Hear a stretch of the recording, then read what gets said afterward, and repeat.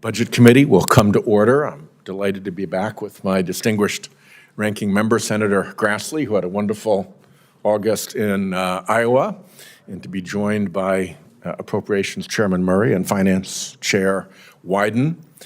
We will proceed with opening statements from myself and Senator Grassley. Chairman Wyden has asked to make a brief statement also, so I'll recognize him for that, and then we'll proceed on with the regular order of questioning. I want to welcome Governor O'Malley here. We're delighted that he is here. And obviously today's hearing is going to examine the challenges facing the agency that he runs, one of our most important government programs, Social Security. Social Security has been a pillar of retirement security for millions of seniors for nearly 90 years. And it continues to be the nation's most effective anti-poverty program. Social Security distributes benefits to nearly 70 million Americans, 20% of the U.S. population. And in 2022, it lifted 28 million Americans out of poverty. But Social Security is facing a looming solvency problem and immediate budgetary issues as it modernizes and improves customer service. We will explore these challenges today. Social Security Commissioner Martin O'Malley has already improved the agency's customer service and benefit delivery. In less than a year, he has reduced wait times for a disability hearing by almost 30%, reduced phone call wait times by more than 40%, and ensured that more Social Security beneficiaries get their benefits within just 2 weeks of applying. The Commissioner is here to testify about the agency's budget request for fiscal year 2025 and about how more than a decade of shortfalls made things worse for Social Security beneficiaries. Social Security must have the resources to do its work properly.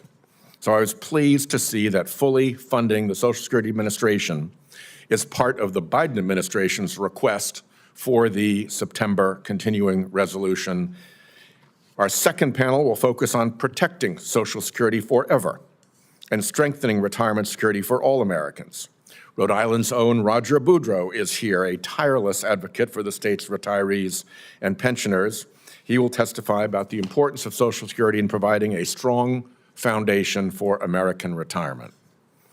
Without new revenue, this bedrock of the American retirement system will only cover 83% of benefits beginning in 2035. So it is incumbent upon us in Congress to examine real solutions, to close the revenue gap and preserve the promise of Social Security for our kids and grandkids. The promise of Social Security is a promise we cannot break. At last year's State of the Union, President Biden received a standing ovation from Republicans and Democrats alike when he proclaimed that cutting Social Security and Medicare was off the table. As he said that night, we got unanimity. But Republican claims that they don't want to cut benefits don't match the Republican House's actions. The current Republican Study Committee budget, representing 80% of House Republicans, has proposed cutting $1.5 trillion of Social Security benefits over the next 10 years. It would reduce the benefit formula and raise the retirement age to 69, which would especially hurt low-income retirees. But let's say that Social Security benefit cuts really are off the table. If cuts are truly off the table, then that leaves only one other option to prevent insolvency: raise revenue. There is no third option. And that means it's time to get to work identifying smart, fair ways to raise revenue, fund the Social Security Trust Fund, and preserve and protect benefits. Fortunately, there are solutions that would both extend Social Security solvency indefinitely with zero benefit cuts and make our tax system fairer, like my Medicare and Social Security Fair Share Act. Right now, the cap on Social Security contributions means that if you're a CEO making $10 million a year, you only pay into Social Security for the first week of your paycheck. A school teacher or a nurse, however, will pay into the program with every single paycheck. That just isn't fair. My Medicare and Social Security Fair Share Act would fix that by requiring contributions to Social Security on all wages above $400,000. Further, people living off of non-wage income make no Social Security contributions. That's not fair either, and my bill would also fix that. Those making more than $400,000 in investment income would contribute just like those who are working. These reforms raise enough revenue to make Social Security, and by the way, Medicare too, solvent indefinitely, as far as the actuarial eye can see, according to the respective actuaries for the two programs. At the moment, there are no Republican proposals to restore solvency to Social Security without benefit cuts. The last Republican-sponsored legislation to preserve Social Security's long-term solvency was in 2016, 8 years ago, and that legislation was 100% benefit cuts. So if benefit cuts are now off the table, that proposal is dead. Yet there is no other Republican bill. My bill would protect Social Security and Medicare without cutting benefits by making wealthy non-taxpayers pay their fair share. If Republicans want to come up with a proposal that restores solvency while avoiding benefit cuts, as the standing ovation at the State of the Union promised, Democrats are all ears. Here's what I think the plan is for Republicans. Run out the clock until insolvency. And then, when there's a crisis, try to get Democrats into a back room where Republicans can secretly negotiate benefit cuts and then bring them out to the public under cover of bipartisanship. That won't work. But if that's not the plan, then show us a proposal. Americans care about Social Security, and Americans are watching. Senator Grassley.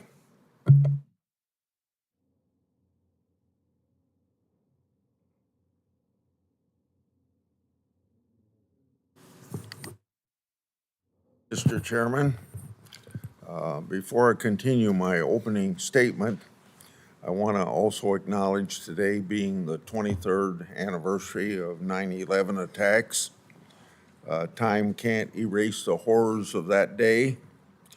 We must always remember the thousands of Americans who lost their lives to terrorism, and we're forever grateful for those heroes and first responders who made tremendous sacrifices trying to save fellow countrymen.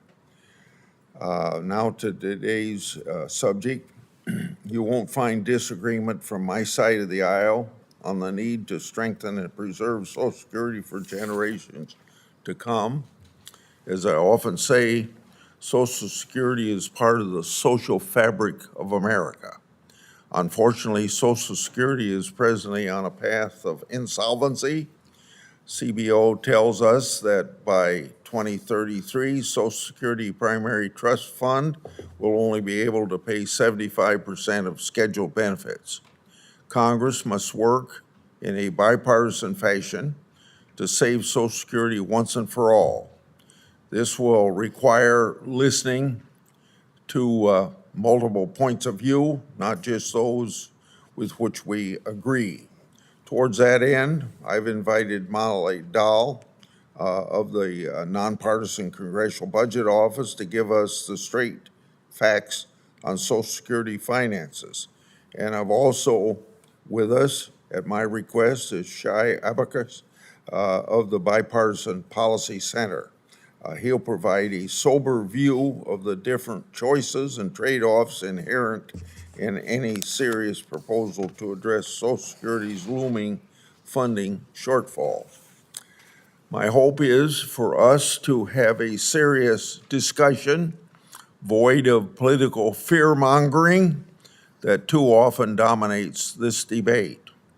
I won't hold my breath. We're in the midst of a presidential election, and one of the Democrats' favorite campaign tactics over many years has been to suggest Republicans want to pull the rug out from under our seniors and end Social Security as we know it. We saw that in the 2020 presidential election when the Biden-Harris allies in the Senate decided to manufacture a crisis. At that time, the senators tuckered the Social Security chief actuary into analyzing non-existing legislation to eliminate Social Security payroll taxes. They then characterized the actuary's analysis as evidence that President Trump sought to defund Social Security. That went too far even for the liberal Washington Post, which awarded that claim 4 Pinocchios. Even so, that didn't stop a cottage industry of left-wing groups from running ads scaring seniors about a false Republican effort to destroy Social Security. It's a scare tactic such as these that are the true threats to Social Security. Why? Because they stifle honest debate and delay bipartisan action, and nothing is going to happen without a bipartisan approach. Action that's necessary to prevent automatic cuts to retirement benefits that will occur under present law. With that said, I want to welcome our Social Security Commissioner, Governor O'Malley, who will testify first today. I trust he will do his best to avoid the Social Security Administration being dragged into election year scare tactics as occurred in 2020. Even though both the House and Senate Appropriations Committees have already rejected the Biden-Harris budget request for Social Security Administration in their committee reports of labor HHS bills, I still look forward to hearing Commissioner O'Malley on his plan to improve customer service at the agencies. I regularly hear from Iowans who find it challenging to get in touch with Social Security, whether by phone or in person. In June, as at the Finance Committee hearing, I asked a Social Security field office manager how many of her employees come to the office during work week. She responded that only 5 of her 40 employees were in the office 5 days per week. I can't help but wonder if that may be a reason so many Iowans struggle to get assistance that they need. And then one comment to where the chairman ended up, if you would allow me to say, you mentioned that we're going to sit back until this place goes broke, this program goes broke, then we're going to put a plan out, secret, and ask for your bipartisan support. Let me suggest to you that when you blame Republicans for waiting for the thing to go broke, you remember in '84, after 24 years of the Democrats controlling the U.S. Senate, and at that point, about 30 years controlling the U.S. House of Representatives, the Democrat Congress let it go broke in 1984 before they sat down. And the reason it was finally solved, if you remember, there were Reagans and Tip O'Neills in Washington, D.C. at that particular time that said, we're not going to let this good program go broke. We got to solve a problem. The trouble is there's no Reagans or Tip O'Neills in Washington right now. That's a sad commentary of why something isn't getting done. So maybe some Tip O'Neill and Reagan will rise in 2025 to help solve this. I hope so. I hope so too, and I think that would probably be encouraged by having 2 proposals to compare. At the moment, we only have proposals on the Democrat side. Chairman Wyden asked to be recognized briefly. I'm delighted to turn to him. Thank you, Mr. Chairman, and I will be brief. First of all, we want to thank the Commissioner for being here and talking about bipartisanship. We all in the Finance Committee remember his confirmation hearings, and he set targets, specific targets for improving services, and he is on track to meet those targets. So with respect to Social Security, and we've got a number of Finance Committee members and members on other important committees, we're interested in working in a bipartisan way in every opportunity possible. First, with respect to the revenue, issue, we have had ideas. We have had concrete, specific proposals. Senator Whitehouse has talked about one. I've talked about one. I've said everybody's got to pay their fair share. No special exemptions for billionaires. The fact here is we Democrats know that the ultra wealthy are avoiding nearly $2 trillion in taxes every 10 years. That is enough to keep Social Security whole till the end of this century. Those are facts. We have proposals to offer to colleagues on both sides of the aisle to carry that out. Second, you contrast this again with the facts on the ground. Chairman Whitehouse just talked about the House already laying out various proposals that would end up cutting benefits. These reimbursement rate proposals are always configuring the system in a way that cuts benefits for seniors. That's what the COLA changes are all about. That's what the age proposals are all about. So at the end of the day, the question for the Congress and for the Senate is, do we want to take the steps that the chairman outlined, that I've said on the Finance Committee we will work in a bipartisan way to carry out, and protect the Social Security guarantee? Or do we want to start down the path, as the House already did with those proposals that Senator Whitehouse talked about, and basically toss the guarantee in the trash? The American people do not want to see that happen to the Social Security guarantee. I'm here as chairman of the Senate Finance Committee to work with my colleagues on both sides of the aisle, specifically to get started on the fact that the ultra-wealthy are avoiding those $2 trillion in taxes every 10 years. That's where we ought to go to start making progress, and I'm interested in doing that in a bipartisan way. Thank you, Mr. Chairman. Thank you, Chairman Wyden. When, as the old advertisement used to say, when the chairman of the Senate Finance Committee talks, people listen. So thank you for talking. Commissioner O'Malley, thank you for being here. The commissioner was Senate confirmed in a bipartisan vote, including the support of both myself and Ranking Member Grassley. He has done terrific work, as I outlined in my remarks already, with more to do.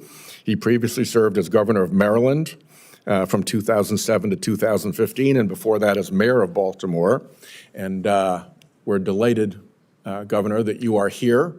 And I'm sure that your colleague, the senators from Maryland who are here, Senators Cardin and Van Hollen, will be taking the chance to greet you as you visit us here in the Senate.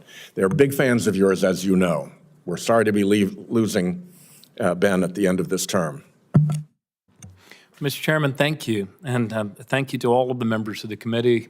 I've had the honor to speak with each of you and to receive your advice during that confirmation process. And it's been invaluable to me in these last 270-some days in leading this agency. I want to thank you so much for holding this critically important hearing to consider the staffing levels and customer service at the United States Social Security Administration. We do so on September 11th, and Chairman Grassley, Ranking Member Grassley, I join you in solidarity with every American in remembering that day. I don't think I can ever experience a clear sky in September without thinking of that day. And on that fateful day, Social Security was also present, not sorting through the physical rubble, but we were there to make sure survivor benefits were paid to all of the kids that lost parents in those attacks. Perhaps after sustaining this republic through the pandemic, the challenge we face today at Social Security is perhaps the most daunting in its 89-year history, and that's saying a lot. This is the very first Budget or Appropriations Committee hearing Social Security has been granted in 10 years of steady declines in customer service provided to the American people. And the fundamental reason for this precipitous decline is not the pandemic and it's not telework. It is this. Social Security today is struggling to serve more customers than ever with staffing that Congress has reduced to a 50-year low.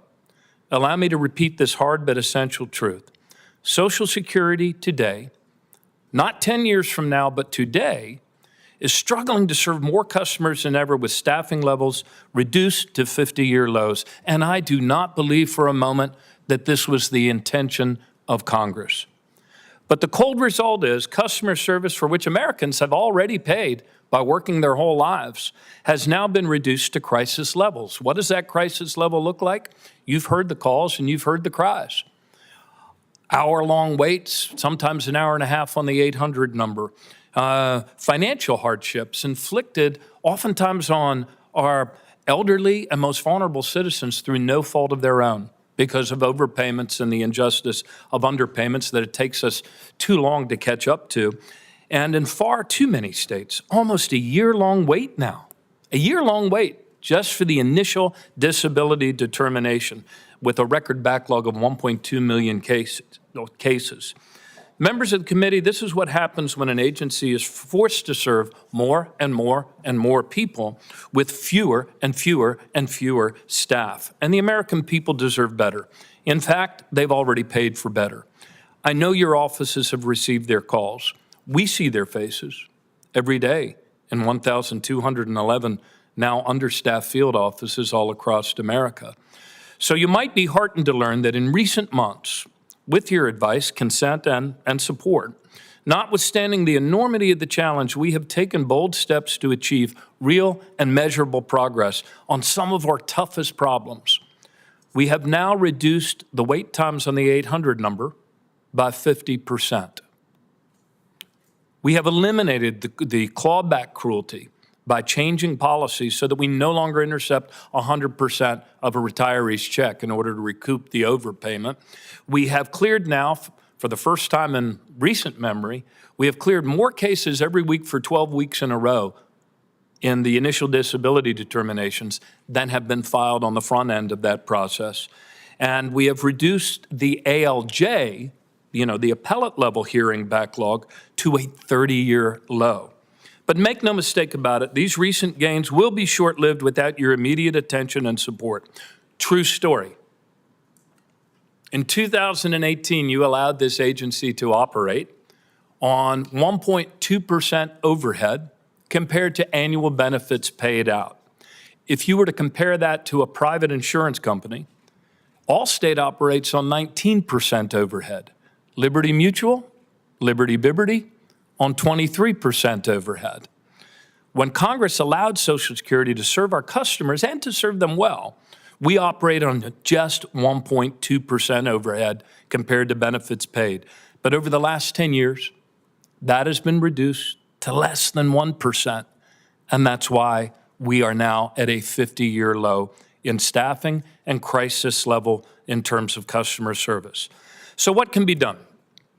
The good news is, like the solvency challenge in 235, the good news is this customer service crisis is also solvable.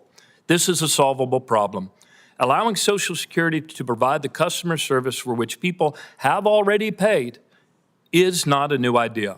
The money, for the most part, is already there.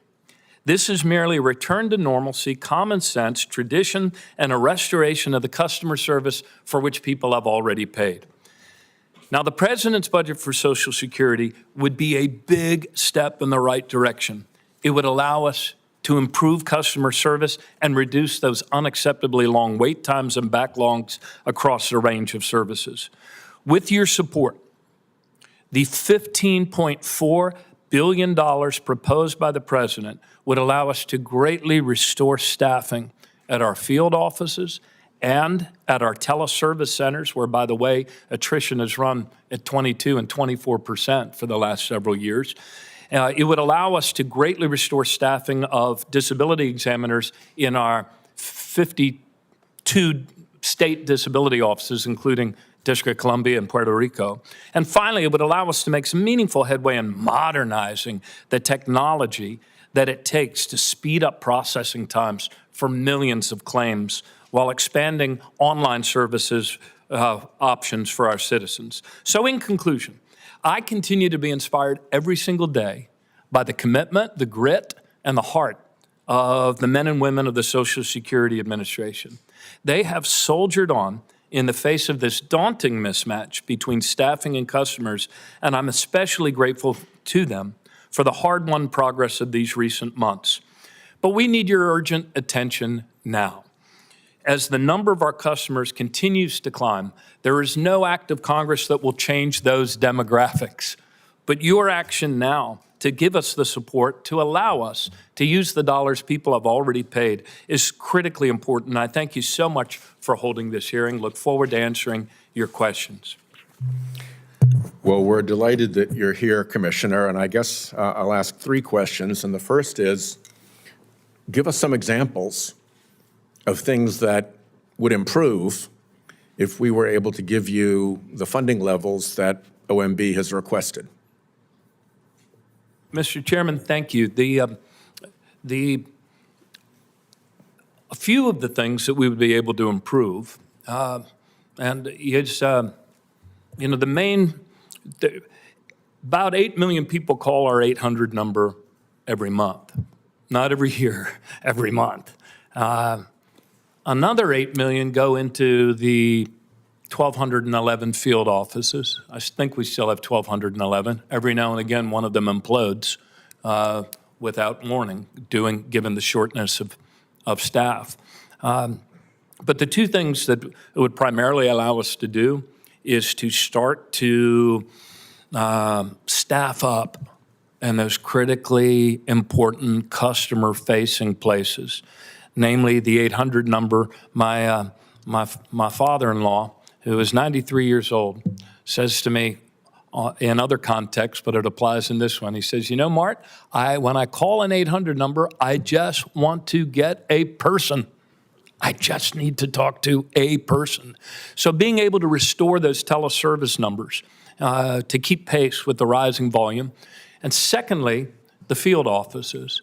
The 1,211 field offices are also suffering from that short staffing. When Congress passed the budget for the year, we came out of 7 months of a hiring freeze. And with those dollars, we were able to start to replace in the teleservice centers and the disability determination offices some staff. In the field offices, we were only backfilling some places 1 for every 10 that we had lost in the course of that year. And the final one, I just mentioned it there, was the disability determination offices, which have suffered a lot of loss over the last year. And undergirding all of that, of course, is the IT platform and the modernization that's desperately needed on what is a very old COBOL-based system with green screens. Ranking Member Grassley mentioned the last major Social Security legislation 40 years ago. And one of the things that I noticed has changed since then has been dramatically worsened income inequality in the United States. What has that change in income inequality meant for Social Security and its revenues? Yeah, it's a question that I asked myself. Well, actually, I didn't ask it that way, but I learned the answer, which goes to the call of your question. I had asked our, public actuary, chief actuary, Steve Goss, given the history and what happened in the 75-year, what Congress had hoped in the days of President Reagan and Speaker O'Neill would be a 75-year fix. I said, what did you all get wrong? And he said, the main thing, 90% of the reason why what some call the solvency event, what others call the cliff, what others call a 17% shortfall, the reason that was moved forward was because actions taken after that compromise took more and more income out of the band that, as you mentioned, Social Security, to which Social Security applies. In other words, changes in our economy, changes in our tax policies, other things meant that in the ensuing years, while a vast majority of Americans saw no real increase in their wages, the top 6% did. But that entire 6%, the lopsided nature of those income gains was all outside that band that, as you pointed out, the people who guard these buildings, the people who keep these buildings clean and safe, pay all year. Someone like Warren Buffett pays for like 30 seconds of a new year. And so it was the taking of that those earned dollars out of that narrow bracket that caused the shortfall to be advanced from 2050 to 2034. Excuse me. So It my was now last- pushed off to 2035 due to better job and wage growth. My last question is a very simple one. There are places in the Social Security rules where very significant consequences follow from very small changes. So you hit your income cap, you go $1 over, and suddenly there are very dramatic changes that happen. These cliffs, I think, are really hard for people that get caught by surprise by them. And they're also, seems to me, pretty terrible, just public policy. And I would just like to ask you if you'd be willing to work with me, and I know Senator Wyden is interested in this on the Finance Committee as well, in a general look at how to do cliff smoothing so that these dramatic consequences for earning $1 more are mitigated for American families. Yes, sir. Mr. Chairman, would love to work with you on that. There's a lot of really important work that's already ongoing.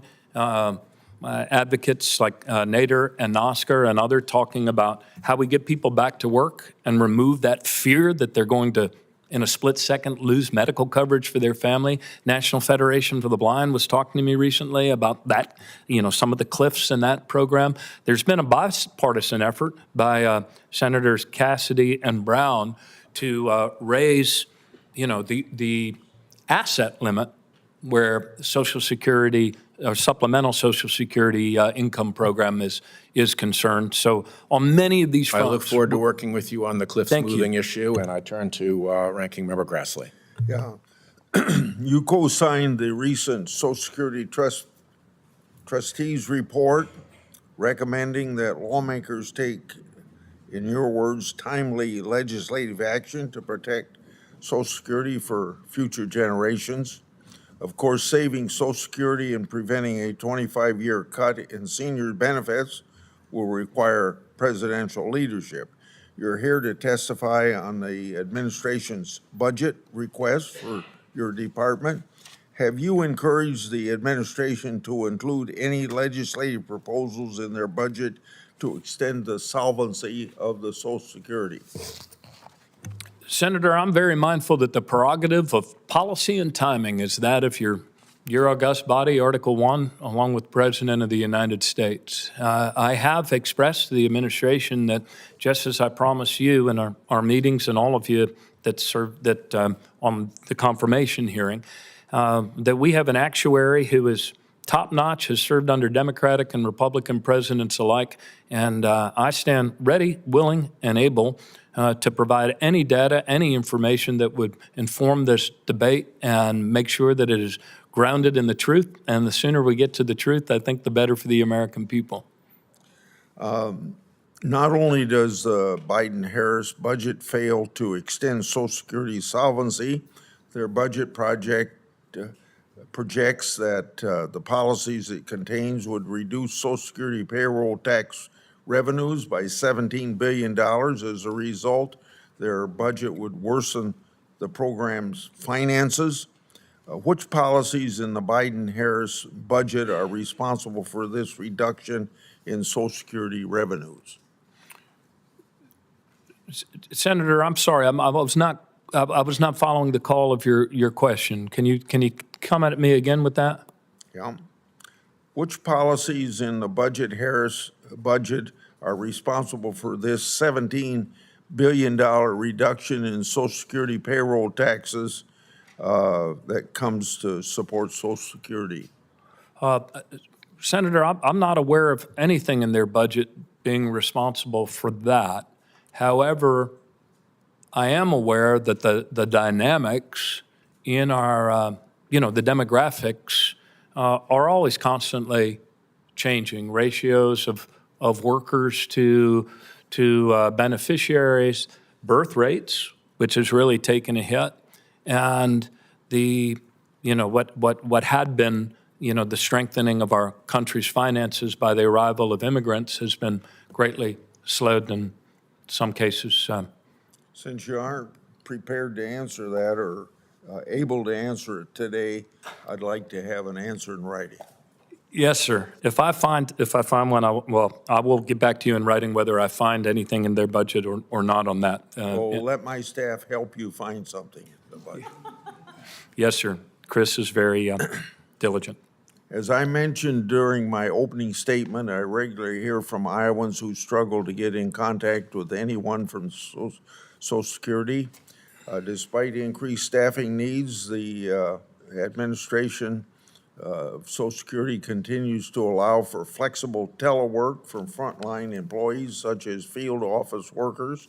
In fact, I said earlier, a field office manager told me in June that only 5 of her 40 employees come to the office 5 days per week. What steps are you taking to, as commissioner, to ensure more employees do show up to the office? Yes, sir. Mr. Chairman, thank you. One of the issues I had to deal with immediately upon your sending me to the Social Security Administration was a change in our telework posture. I don't believe that anybody in public or private sector got this right the first try, and neither did we. But the second try was on February 2nd, about 30 days after I had walked into that headquarters, and we changed our telework balance. Now, in truth, the field offices have been open 5 days a week ever since vaccines were available, and in a sense never closed because managers went in anyway and opened the mail all through COVID to make sure that we didn't stop doing what we needed to do.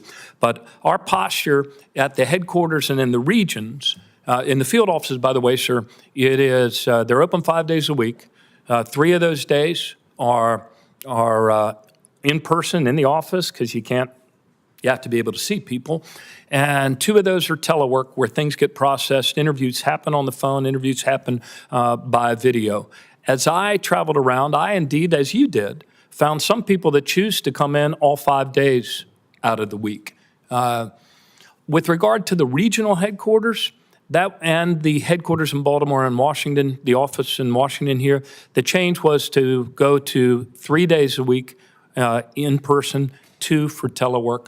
The latest report that came out from the OMB report to Congress on telework showed that we had more on-site presence than Department of Education, HUD, Labor, Treasury, Environmental Protection, GSA, National Science Foundation, and an article, I believe it was GovX, said that we may have struck the balance that will be an example to other federal agencies. So we're open to other ways to improve, but right now, the balance is a lot better than it was. Thank you. Chairman Murray is now recognized. If Senator Scott returns, he will be next. Thank you. Thank you very much, Chair Whitehouse. Governor, good to see you. Thank you for the job you're doing. Social Security is more than a lifeline. It really is a promise we make to the American people. If you work hard, the benefits you earned will be there for you when you retire. And if you have a disability, you will not be left out on your own. We have an enormous responsibility to do everything we can to protect this program for the future and make sure that right now, today, it is working for folks back home. Now, when it comes to the future, there are straightforward ways to strengthen Social Security by making it a little fairer.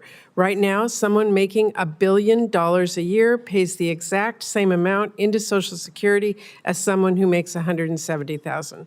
We could fix that so the wealthiest people no longer have the smallest Social Security tax rate. Sounds simple and sounds fair. But instead, the Republicans' 2025 plans, like the Republican Study Committee budget call for, raising the retirement age and cutting benefits for some people. Democrats have been very clear. We're not going to let anyone weaken benefits or break our promise, not for seniors today and certainly not for seniors tomorrow. I want to see us do more to live up to our promise for people who are getting benefits right now, like repealing the windfall elimination provision in government pension offset that actually unfairly reduces pensions for hardworking public servants. That would help 40,000 people in my home state and millions more nationwide, including many of our current retirees. And as Chair of Appropriations, I have to underscore, keeping our promise isn't just about how Social Security is structured. It is about adequately funding the office charged with prosecuting and executing on that promise. I fight hard every year to make sure We secure necessary funding for the Social Security Administration, and I'm always pushing for more because I hear personally from so many constituents who are fighting their own long uphill battles trying to get help. I had one constituent who was trying to sign up for Medicare. First, she was told she couldn't sign up online. Then she was told she would receive an appointment email in 30 days. She waited 45 days, no update, called, and was told to call again in 10 days. 14 more days, no update. She calls and is directed to the local office. Now, I want to be clear. We have very hard, dedicated public servants at the local SSA office. They work very hard to help our constituents. But the problem is here, we do not have enough of them because for her, there was no opening through October and no guarantee she'll get an appointment after that, given how many others are waiting in line. Mind you, she first reached out in July. She's not alone. Not in Washington, where I know other constituents have been trying to get an appointment since May, and not across the country, where I have no doubt other families are facing similar challenges. So we have to remember that promises like Social Security aren't magic words. They don't keep themselves. They don't run themselves. They don't fund themselves. Keeping our promises require the hard work of public servants at the Social Security Administration, and that requires federal funding. Every time House Republicans propose blanket, across-the-board cuts to domestic spending or an extended CR that would leave SSA at its lowest staffing levels in more than 50 years, they are in effect proposing that more seniors waiting longer and longer for benefits they were promised and getting less help. That is just not acceptable to me. It's not what we promised our families, and I'm really glad that we have the opportunity today to talk about what is required to deliver this promise to our constituents.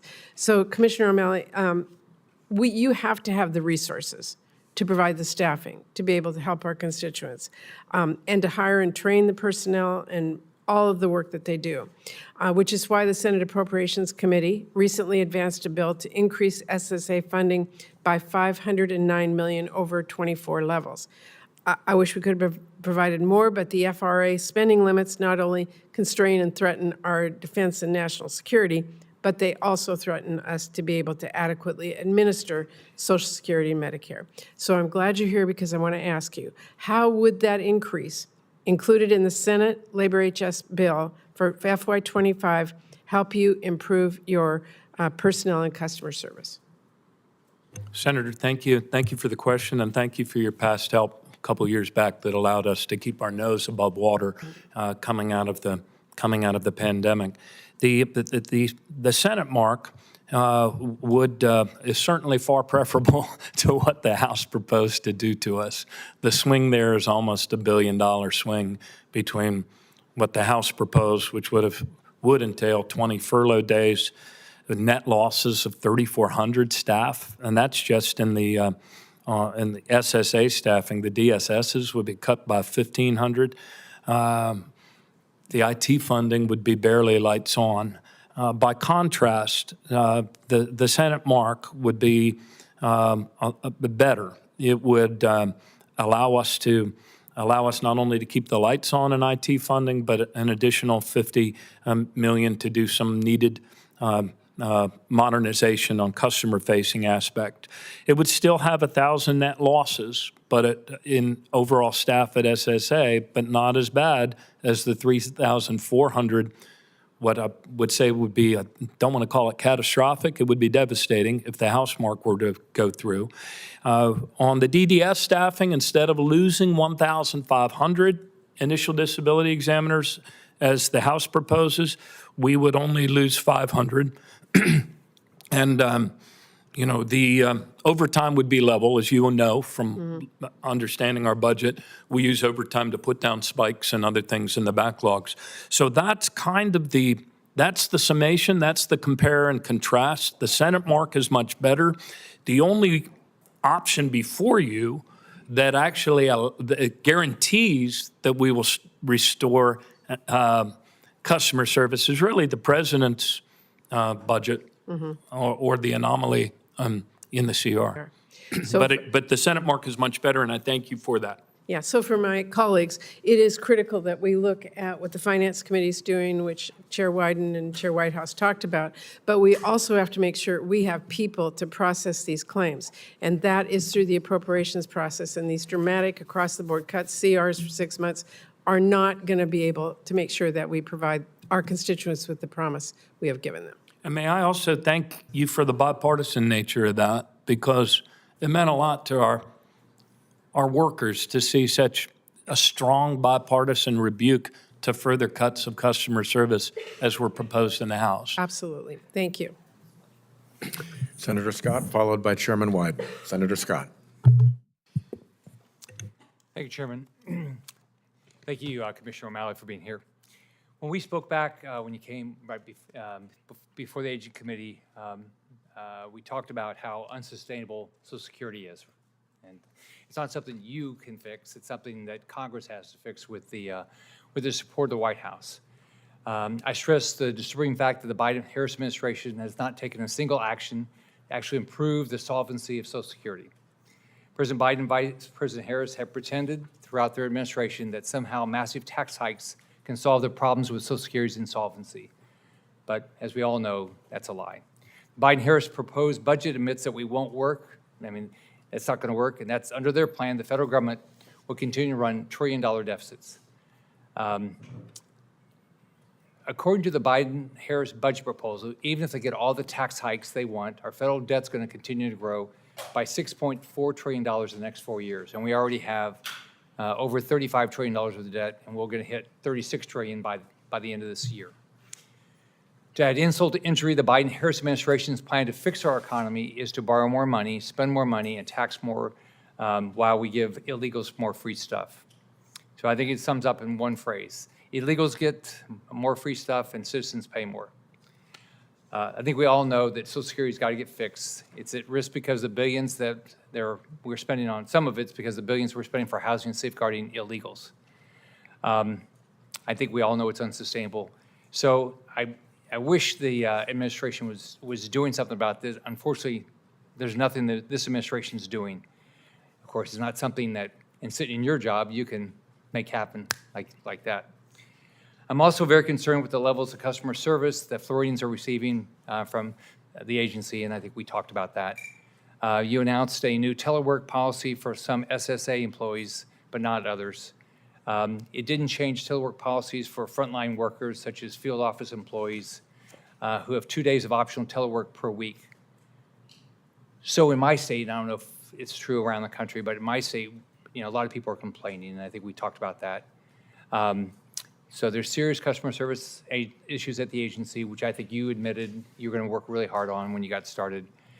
So can you explain, your concept is telework when, COVID's passed, most of the working world is back to work.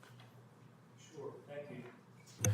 Senator, thank you. There was a lot packed in your question, but I'll focus on the customer-facing stuff and the balance between on-site presence and telework. I want to show you, I know it's kind of far away, but it's also in the written testimony. This is a graph that shows the rising number of customers, which are just going to continue to rise. I know you're much younger than me, but people like baby boomers my age are continuing to enter the beneficiary pool. So the customers continue to go up, but Congress has reduced our staffing to 10-year lows. Let me talk about the telework, the effectiveness, and the productivity. Our productivity has actually increased over the last year by 5.7%. We're not done with the fiscal year, but as of the end of July, let me see, June or July, our productivity was up 5.7%. We are not only an entity that receives customers when they walk in or answers their calls when they call on the 800 number.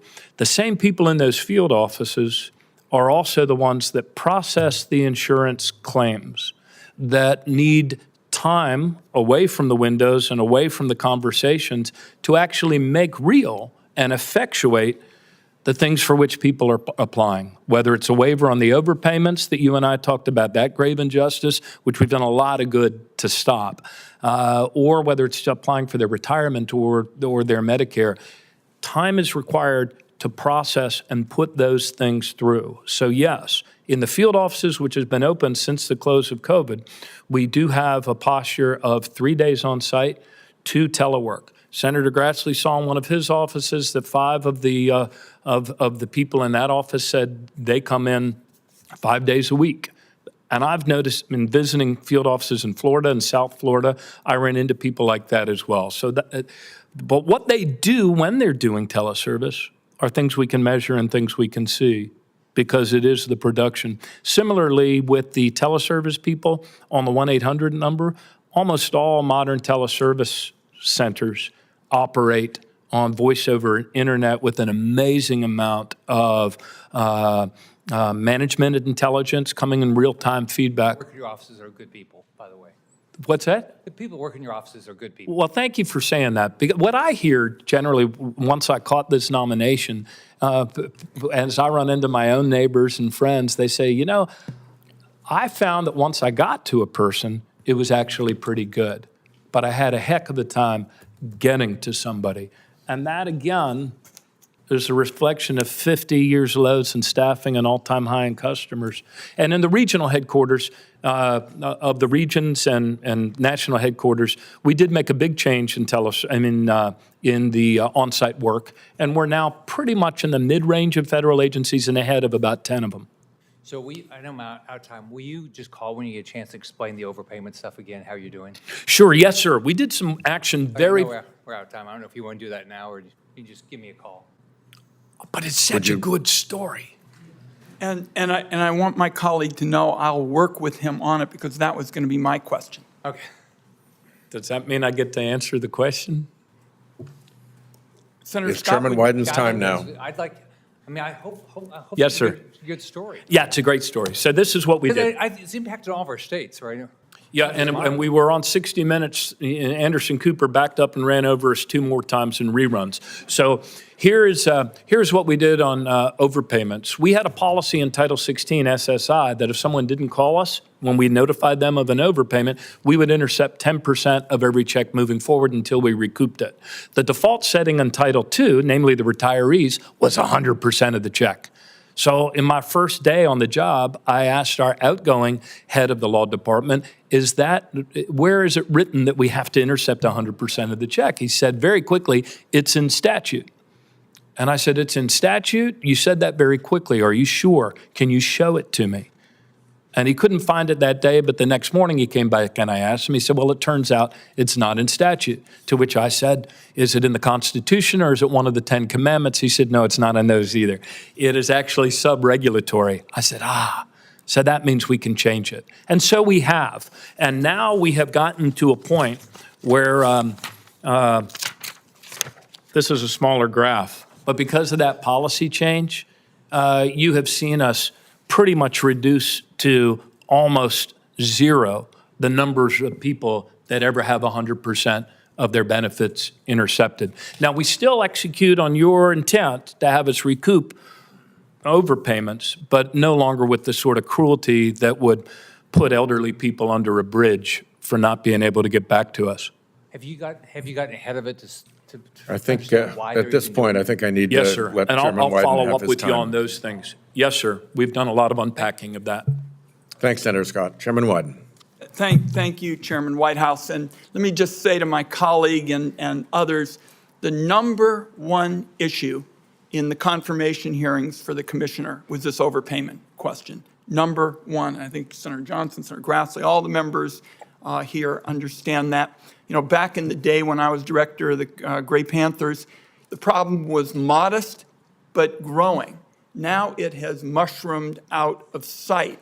And here's the question I have, because we've all been talking about that House Republican budget proposal.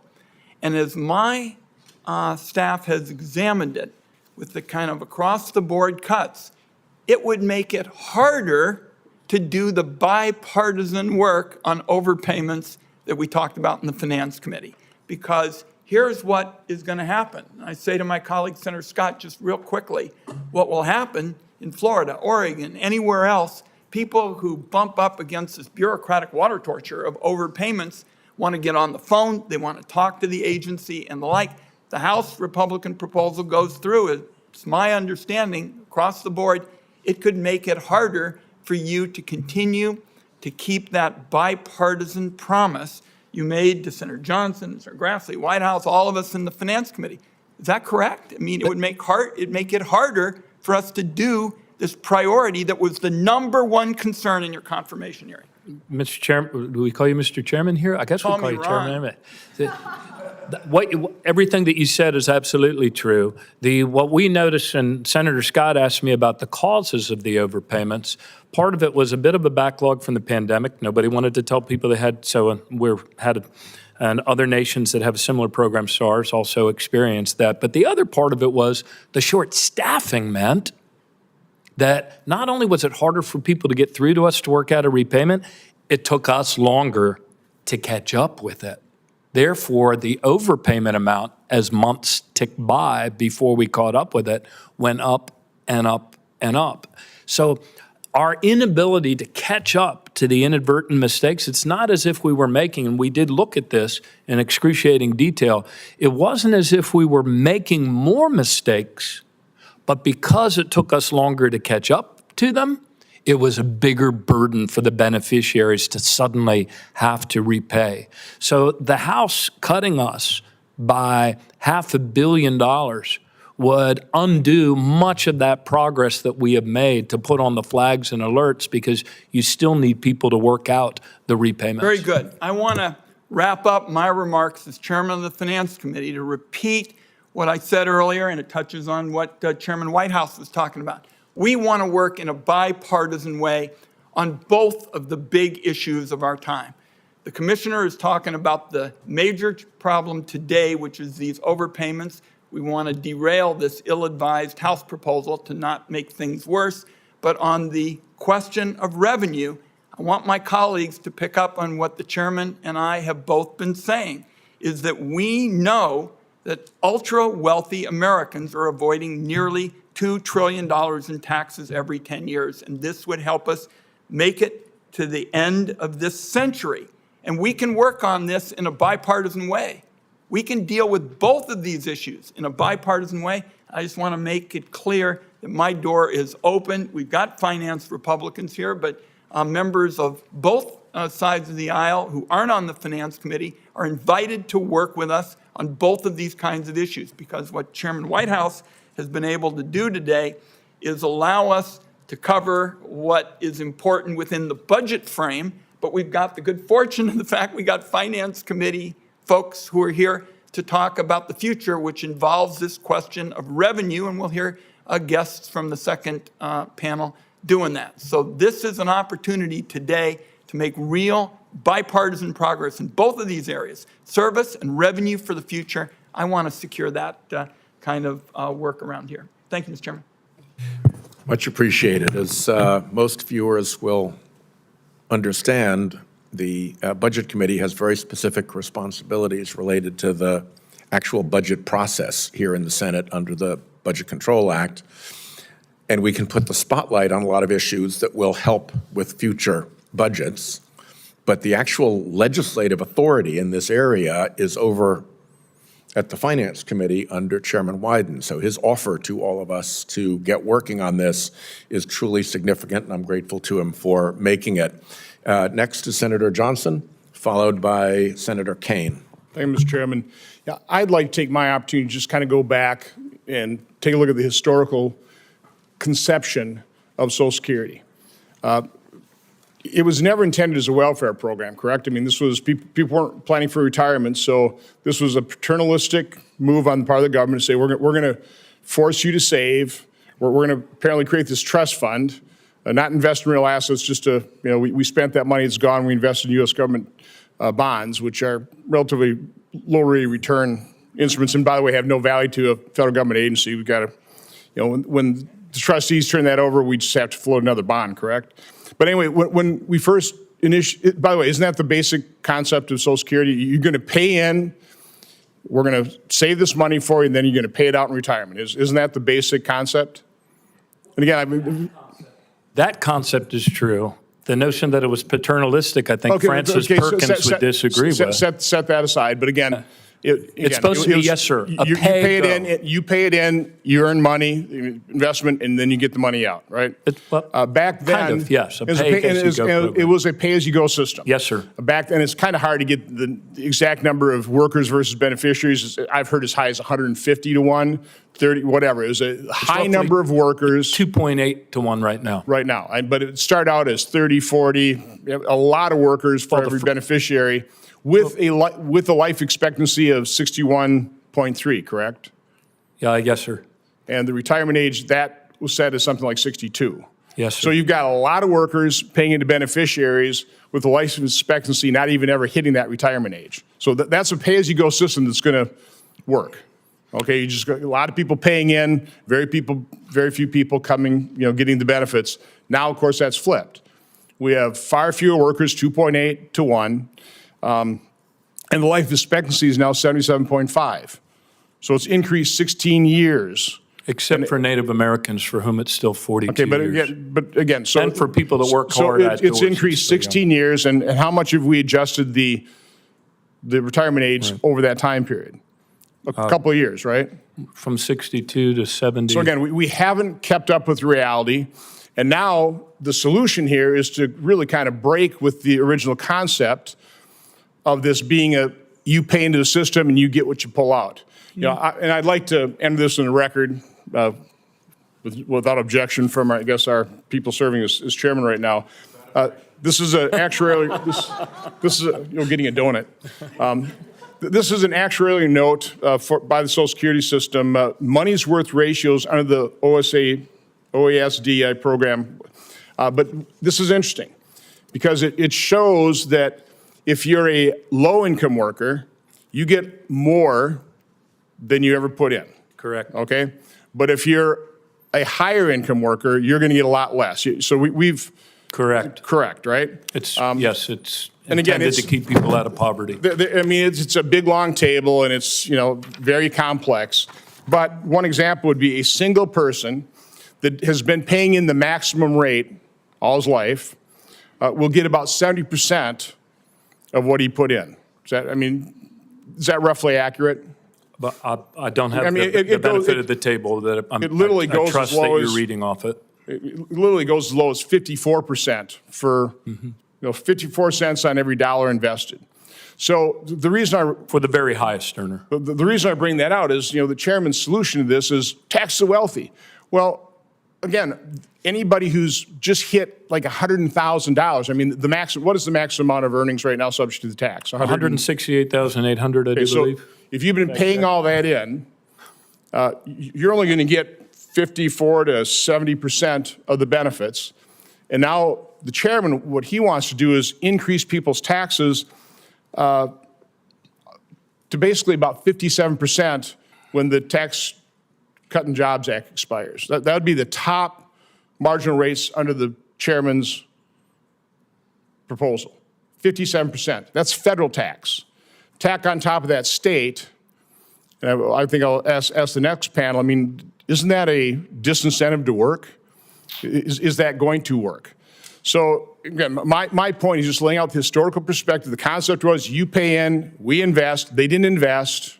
That money's spent, it's gone. And then people, particularly at the higher end, they're not even going to get close to what they put in. And the chairman's solution is raise taxes. I think you're not going to get even closer revenue you think you're going to get because you're going to create a huge disincentive for work. And you've completely busted the concept of the fact that this is a forced retirement savings plan as opposed to kind of just a general welfare program. That's my point. Thank you, Mr. Chairman. Point taken. May I just offer to, Senator, I enjoyed our talk, and I really appreciate you giving me the time to meet with you and talk about these things. I'd love to come back around. There are some things that you said in there that I would not agree are historically accurate, including whether the money that's in the surplus money in the trust fund that's been paying benefits is worthless. I mean, if it's worthless, then the $20 in my wallet's worthless because it's backed up by the full faith and credit of the United States of America. But I'd love to I come said, no, back. it has no value to the federal government because the federal government, when they take that bond, just has to issue another bond. Well, It's literally more like you have a piece of paper that says $20 and you're saying, I got $20. No, you don't. You just have a piece of paper that says $20. Well, I bet I can go to the cafeteria with it after this. I think what you're distinguishing in is dollars that are owed to the trust fund versus dollars that have to be borrowed in public debt. Having said all that, Social Security does not contribute to the debt. Social Security is a pay-as-you-go system, and in point of fact, Warren Buffett stops paying into Social Security 30 seconds into the new year, and the people that clean these buildings pay in all through their paychecks. And I don't think Warren Buffett is going to miss the fact that he's not getting as much back on what he's put in because it's frankly not as important to him. Senator Kaine.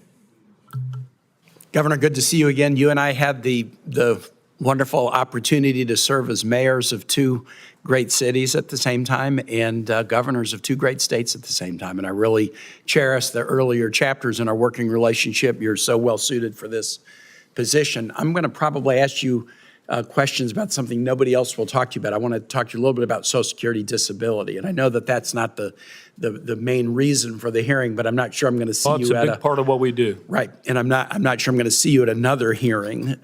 Two of us in the Senate have been pretty public about dealing with long COVID symptoms, Senator Young and I. Thankfully, mine are annoying but not debilitating.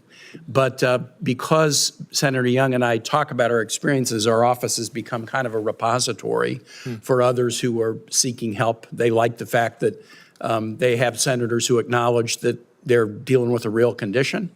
And one of the issues that a lot of folks with serious long COVID deal with is Social Security disability challenges. 7 colleagues and I wrote a letter to y'all last month just asking about a number of questions that we're hearing from folks attempting to maneuver the system. My wife and I have a friend in Richmond who's a single mom with 3 special needs kids that she's adopted. We have helped her negotiate, because of her serious long COVID symptoms, the Social Security disability process, and it has been very, very difficult, even for 2 lawyers who know a lot about this stuff to help our friend go through the process. We asked you some questions about Social Security Administration tracking and publishing data on SSDI applications relating to long COVID, on expanding disability policy rules to include criteria for evaluating claims regarding long COVID. There was a report that was issued earlier this summer by I believe it was the National Science Foundation. The National Academies of Science, Engineering, and Medicine convened a panel that met frequently and then issued a 200-page document outlining long COVID's reach. And the Social Security Administration is looking at that report. It only came out in June. And the agency, I understand, is in the process of updating its long COVID guidance. Could you just share a little bit about what the agency is doing with respect to long COVID claims? Yes, sir. Senator, thank you. When I saw your letter when it came in, and I told everybody he used to be a mayor, so he will follow up. And we have been following up as well. It's a Social Security. I talked about the dynamism of our country, or our history, or demographics, but also the dynamism of the disability program as well, because of your good work in Congress, the things you've done on the Americans with Disabilities Act, the accommodations that have been made for people has made us entirely have to rethink a lot of the aspects about what functions are required for new jobs that are created in this world. And we saw a slight dip in the numbers of people actually applying for disability, I think, because of those accommodations. So back to the call of your question and the point of the long-term COVID. Long-term COVID effects, as you pointed out yourself, I mean, you've experienced some of those symptoms. They're obviously not debilitating, and they haven't affected your ability to function and to earn SGA as a United States Senator and fulfill your duties. For other people, like your friend, it's a lot more severe. There's a 5-point process in our statute, which sometimes is confusing to the general public, and I have had to learn it myself as a generalist. One of the steps in that process is, do you have a recognized medical listing that has been recognized to have certain debilitating effects. But even if you don't, if we get to the next step in the process, the fourth step about I think it's the fourth step, about your ability to function and your physical, increasingly, your mental agility, acumen, you can still be adjudged to be worthy and be given an allowance on a disability. What we see within the long-term COVID is a pretty wide spectrum of people who don't have it affect them much at all in their functioning and those who do. So we are, in fact, taking a look at our policies, and we will be responding to your letter and the particularities of the letter by its due date. And I want to assure you that that we have heard you, that we do want to work with you, and to anyone who is suffering from long-term COVID, the biggest impediment to your getting a decision is not the fact that it's long-term COVID, it's the fact that we are struggling to serve people with staffing reduced to 50-year lows. Thank you. I yield back, Mr. Chair. Appreciate your answer. Senator Merkley. Thank you, Mr. Chairman, and thank you, Governor O'Malley. So my colleague from Wisconsin pointed out that folks who are at the lower end of the income receive more than they put in, at the higher end receive less. And Social Security always kind of has this combined part savings, part insurance design. So is that basic structure that he accurately described, is that a flaw or is that a feature? It's, I think it was more a practice of how our economy worked for those, 40 years after Social Security, 50 years that Social Security was put in place. We always talked about the three-legged stool. You'd have Social Security, that's America's guarantee to one another that we're not going to let anybody live in poverty in their golden years. The second leg of the stool was oftentimes, we used to say, your own private pension from your private employer. And then the third one being your own personal savings. Increasingly, what we have seen in our economy, where the vast majority of Americans saw no real increase in their earnings for the last 30 years, was that income was really earned at the top spectrum, and the private sector started doing away with private pensions, leaving people with only the one leg left in the stool. Well, I would describe it as a feature, and to answer my own question, and as you've described it. I know back when I was working for Habitat for Humanity and had no retirement plan, I would have been on the lower end of that world, quite possibly. And but as life evolved and I'm serving here, I'm probably on the other end, where I probably receive less than I put into it. That seems to me like America working together to have partly an insurance element to this plan to make sure the lowest income Americans aren't out on this Yes, sir. I misunderstood your question. That is a feature of the program. Thank you. I wanted to turn to the description of when the trust fund reaches zero, and we depend on incoming revenues to pay out benefits. And I think the estimate, if I read the brief right, was about 2035 that happens. So Yes, we're sir. 11 years out from that. And that we'd have about 80% of the current benefit levels could be sustained with incoming revenue. That's unacceptable that we would be in that position. Is it smarter for us to fix that now and have 11 years in which we boost the trust fund, or wait to the last desperate second in 2035 when we're on the verge of a 20% cut in Social Security benefits across America?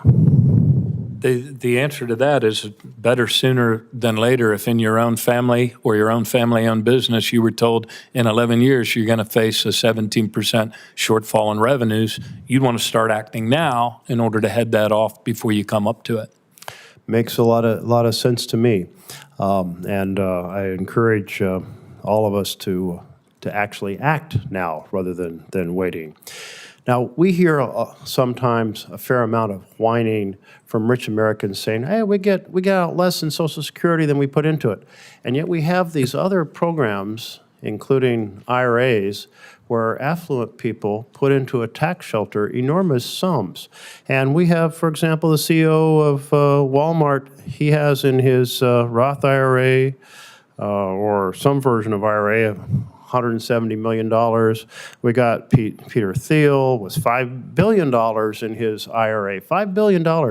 And because there are these tricks that have been allowed, these loopholes that allow you to do things like put in stock options, value them as basically worthless, and yet they have enormous value, and then suddenly your IRA. What social value do we have in tax sheltering hundreds of millions of dollars for the richest Americans for retirement? They're already rich, so they already have retirement all set. There's really, I don't see much value in that. Why are we enabling them to dodge taxes to the tunes of hundreds of millions of dollars in these accounts? And if we fix that so that we protect IRAs so that people can have a decent retirement, not have it be a tax dodge for mega millionaires, couldn't we fund a good share of the Social Security shortfall? Senator, you're trying to drag me into the policy arena, which I realize is your prerogative and not mine. And I invite you to join me in that. I believe, I will say this.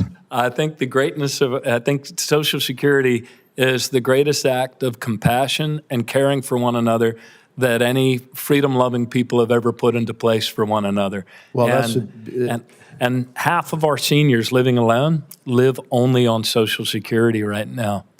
Well, thank you, and I'll just close with that point, that Social Security is only part of the structure in which we help with retirement, and more affluent Americans benefit enormously from tax-sheltered retirement, sometimes being able to stash hundreds of millions of dollars away that do not experience taxes, and that is way a benefit way beyond what ordinary people get from Social Security. And now, for the hearing's Marylander on Marylander moment,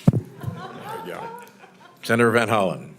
Thank you, Mr. Chairman, and welcome, Commissioner. Thank you. I do want to take this opportunity to thank you for your great service, first as Mayor of Baltimore, then Governor of our great state of Maryland, and now as Commissioner of the Social Security Administration. And as you know, our state is proud to be home to the Social Security Administration and all the good people who work there. You have the headquarters out in Baltimore. You've got field offices around the country with a critical customer service role, averaging around 500 million interactions annually to ensure that Americans get the benefits that they've earned and have the disability claims processed as quickly and as fairly as possible. You and I have talked about the chronic underfunding of the Social Security Administration for many years. Despite that, you have made the best of limited resources and an expanding set of requirements. I mean, more Americans on Social Security, even with limited budgets. I also serve on the Appropriations Committee. We reviewed your request. I was sorry we couldn't meet the full request, but we tried to get close. Since we're in the budget season and since, we have a risk of a government shutdown at the end of the year and we have to resolve at the end of this month and we have to resolve other issues, could you just describe the impact of the House Republican budget cuts on your operations, if they were ever to go into effect? I saw a letter that you wrote to the chairman of the House Appropriations Committee, to Chairman Cole. But if you could just take a couple minutes to distill what the harmful consequences of those cuts would be on the Social Security Administration's ability to serve the American public. Yes, sir. Thank you. And thank you for your service, Senator. The House cut of $500 million would be devastating to customer service at Social Security. And the sad thing is, it's just at a time when, notwithstanding the daunting mismatch between ever-rising customers and reducing our staffing to 50-year lows, we're actually making some good progress. We've cut in half the wait times on the 800 number. That would be undermined. We have been able to reduce the backlog at the ALJ level to a lower rate than we've seen in modern memory. I've talked earlier about the overpayments that we've made some great strides in addressing. But at the DDS level, and nothing underscores it more than this, our public actuary estimates that more Americans die today awaiting their initial disability determination than ever before in the history of that program that Dwight Eisenhower signed into law. So I don't think anything can more underscore just how damaging the customer service reductions have been for people that are truly in need.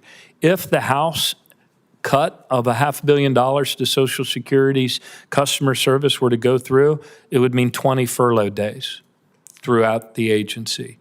It would mean that our IT funding, which is already, it's not as if we've been increasing IT funding while Congress has been reducing staffing. It is a very old legacy system with systems built on top of the legacy systems. We would only have a budget to really keep the lights on, not to do anything that would improve it or improve its resiliency, let alone customer service.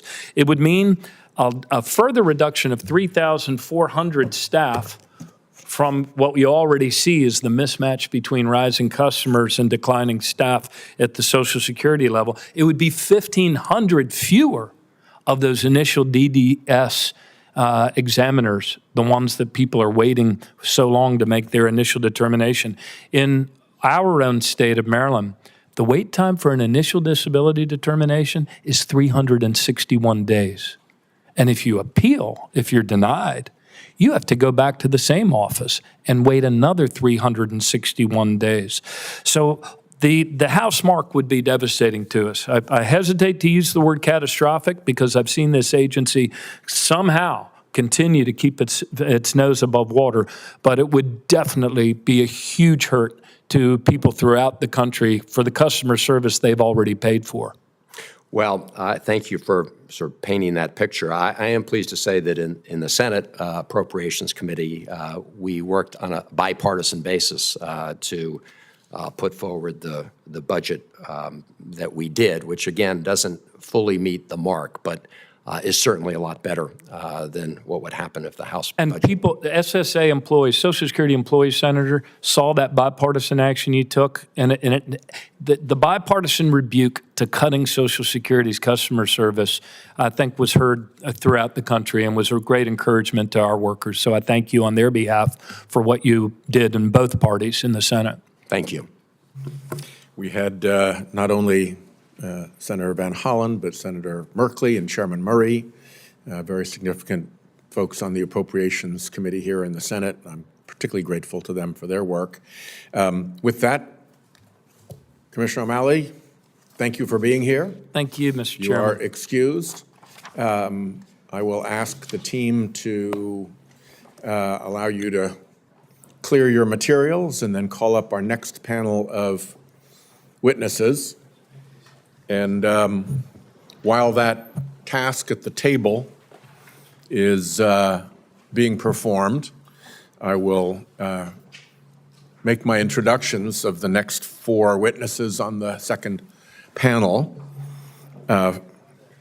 We will have Rebecca Vallis, the CEO of the National Academy of Social Insurance, a nonprofit that works to improve public understanding of how social insurance contributes to economic security.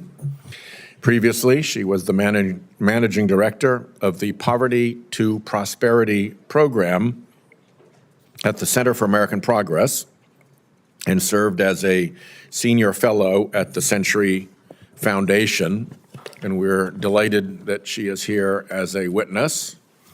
Next, we will have a personal favorite of mine on the panel, Mr. Roger Boudreau. Mr. Boudreau is president of the Rhode Island American Federation of Teachers Retirees Local 8037R and a member of the American Federation of Teachers Standing Committee on Retiree Issues. Mr. Boudreaux has also served as a board trustee representing retirees on the Employees Retirement System of Rhode Island and as chairman of the Rhode Island Public Employees Retiree Coalition.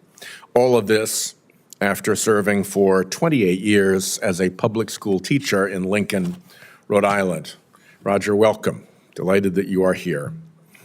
Then we will hear from Dr. Molly Dahl, the chief of the Long-Term Analysis Unit at the Congressional Budget Office, a position she's held since 2020, where she oversees CBO's annual long-term budget outlook report and, crucially, the agency's projections for the long-term health of Social Security.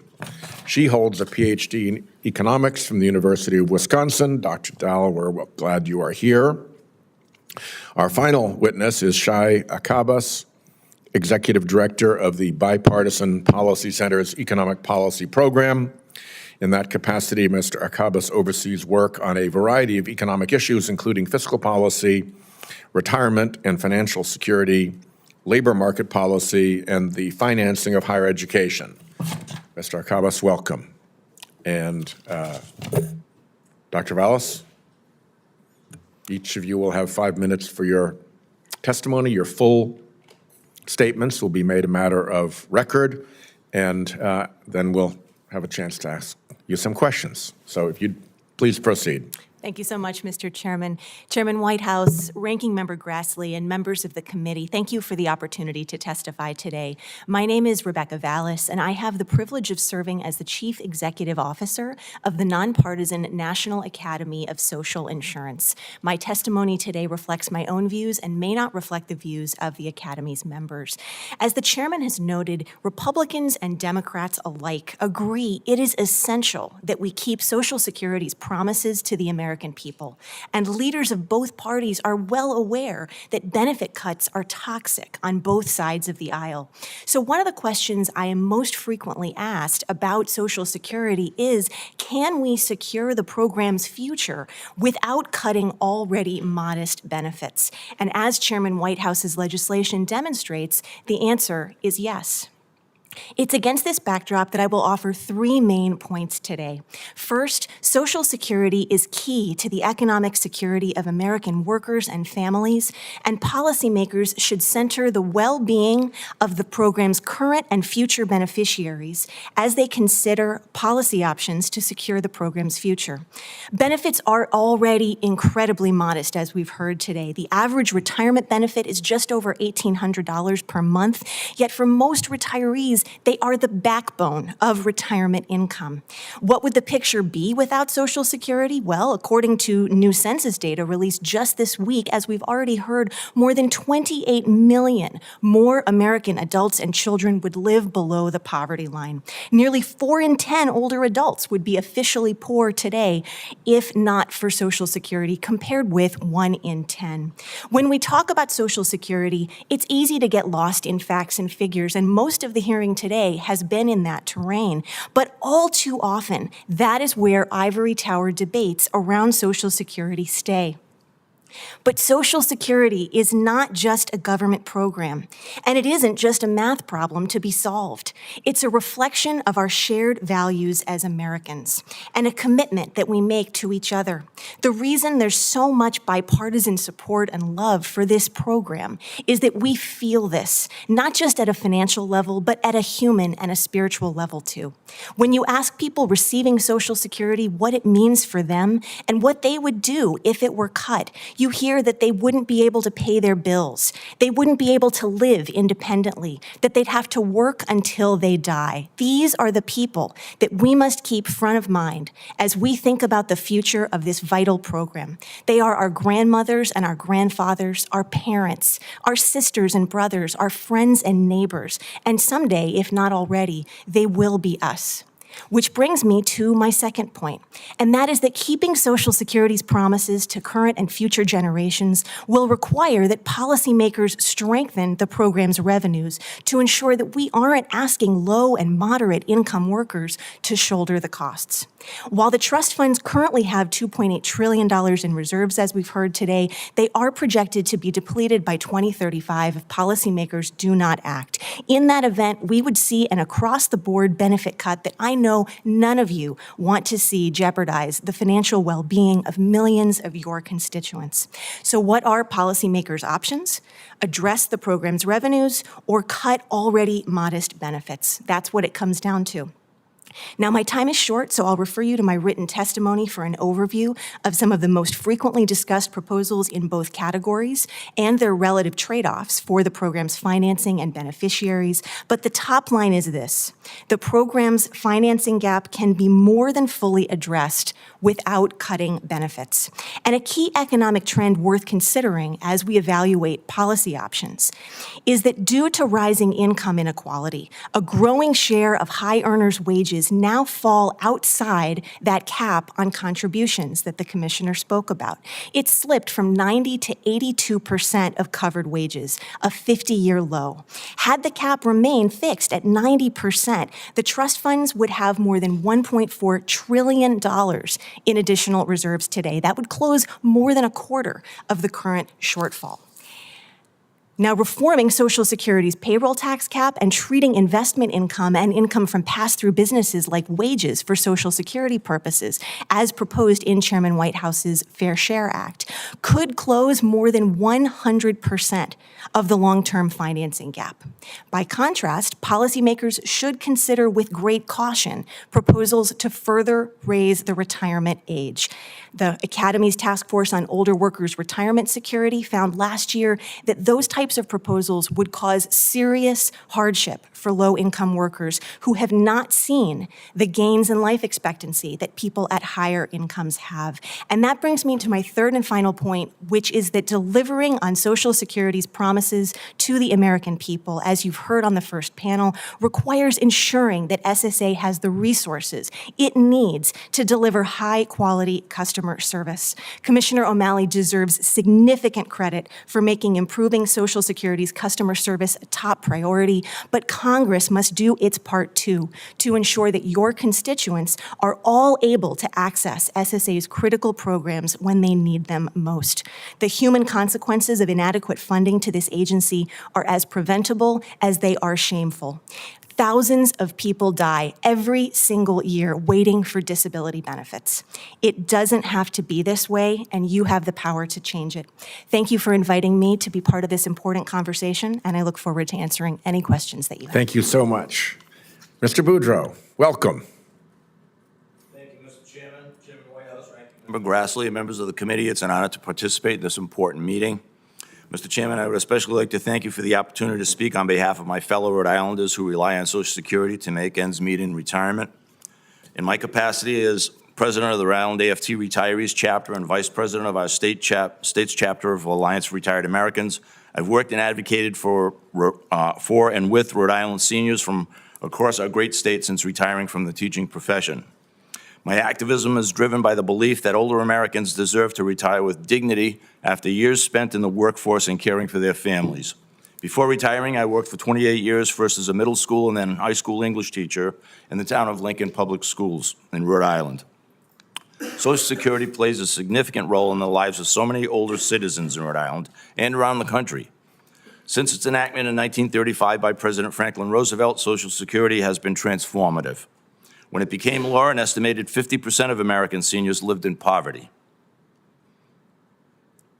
Nearly 9 decades later, elder poverty hovers around 10%. The Social Security Administration estimates that 97% of older adults ages 60 to 89 either receive or will receive benefits. That universality provides some level of retirement security at all income levels, but it is especially important for lower income earners for whom, in many cases, it is the sole source of income.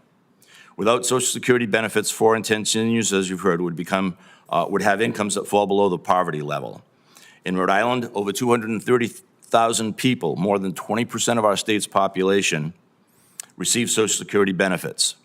Nearly half of Americans age 55 and older have no retirement accounts. When I speak with retired and older Rhode Islanders and other seniors around the country, the future of Social Security and Medicare is always paramount. It does not matter if they have worked in factories, offices, hospitals, or classrooms. The health of these programs is a top priority. When we talk about Social Security, it is often cast as an issue only impacting older Americans. But we should not forget that it is also the largest anti-poverty program for children in the United States. As someone who spent my career teaching young people, I would be remiss not to remind the committee that the benefits Social Security provides for children when they have a parent die or become severely disabled can make all the difference in the world.